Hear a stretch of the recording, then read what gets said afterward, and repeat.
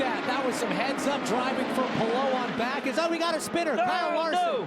Larson hits Simpson. I think Stingray Raw may have been caught up in that as well.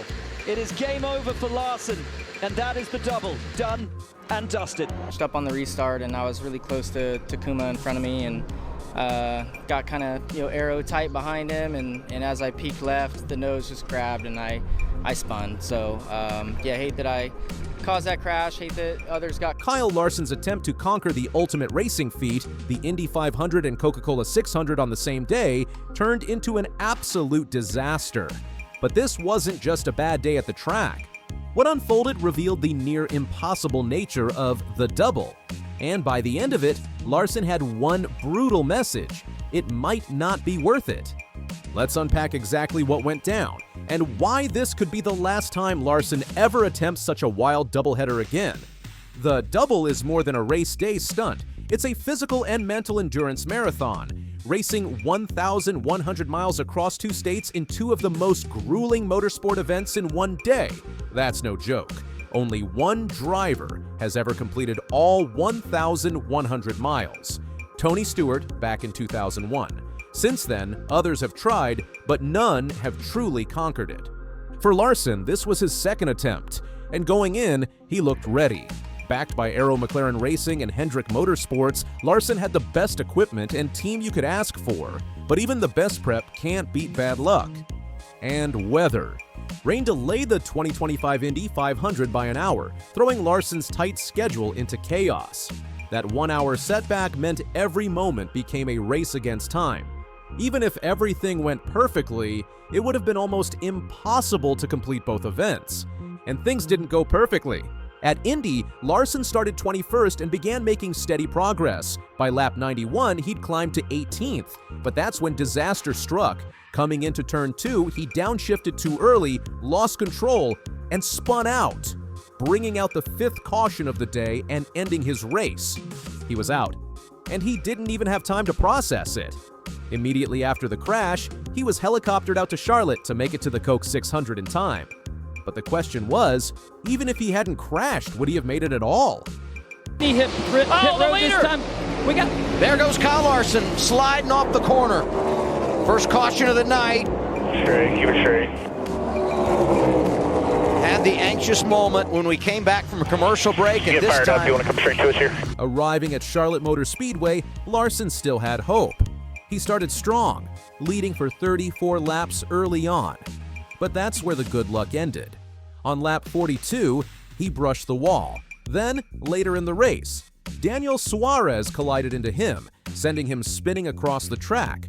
That crash knocked him out of the race for good. His final position? 37th. 2 DNFs in one day. 595 total miles completed out of a possible 1,100. When asked afterward, Larson didn't hold back. The double is just a tough undertaking, he told NBC Sports. Even if I didn't wreck at Indy, I don't think I would have made it here on time and probably would have had to end that race short anyways. So I don't really think it's worth it. That's a pretty brutal assessment from someone who just put months of preparation into this attempt, and you could see the exhaustion and frustration all over him. To be fair, Larson's comments came right after the races, when emotions were still raw. He even admitted, "It's so fresh right now, I don't really have a good answer for you." But that frustration didn't seem to fade. When asked again at the Indy 500 banquet, he reiterated the same doubts. The timing windows, the weather unpredictability, the logistics, it's just too much. Still, Larson hasn't completely ruled out a return to the Indy 500. "I don't really think it's worth it, but I would love to run the Indy 500 again. Just doing the double I think is just logistically too tough," he said. It's clear the allure of Indy still burns inside him. But the double, that might be done for good. Behind the scenes, the logistical challenge of the double is staggering. Coordinating 2 race teams, 2 sets of equipment, a cross-country flight, and backup plans for weather, every variable has to line up perfectly. And if even one thing goes wrong, like rain in Indianapolis, everything falls apart. Larson's 2024 attempt had already been marred by a similar issue. Rain derailed his chances then too, forcing him to abandon the Coke 600 entirely. So after 2 years of frustration, It's no surprise he's questioning if it's even worth it. But it's not just about logistics. The toll on the driver is real. The mental stress of jumping from one car to another, the physical wear from hours of high-G racing, and the emotional roller coaster of wins and crashes, it's brutal. Larson was clearly spent by the end of Sunday, and who could blame him? What's perhaps most shocking is how quickly his fortunes turned. From leading laps at Charlotte to hitting the wall, then getting caught in a crash, it all unraveled in a flash. And that's racing. But when you stack two massive races back to back, the margin for error becomes razor thin. Fans were split. Some praised Larson for even attempting the double, a nod to old-school grit and ambition.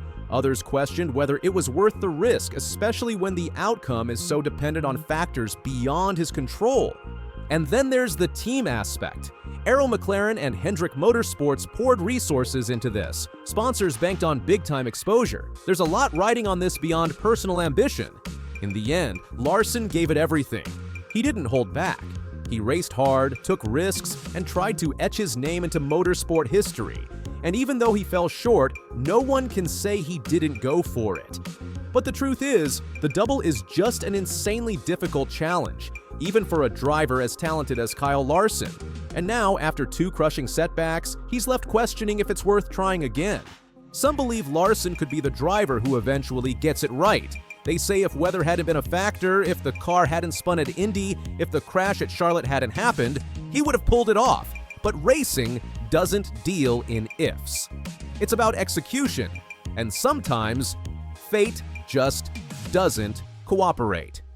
In the coming months, all eyes will be on Larson to see how he bounces back. Will he use this as fuel for the rest of the NASCAR season? Or will this experience cast a longer shadow over his ambitions? What this saga does confirm is the sheer unpredictability and intensity of motorsport.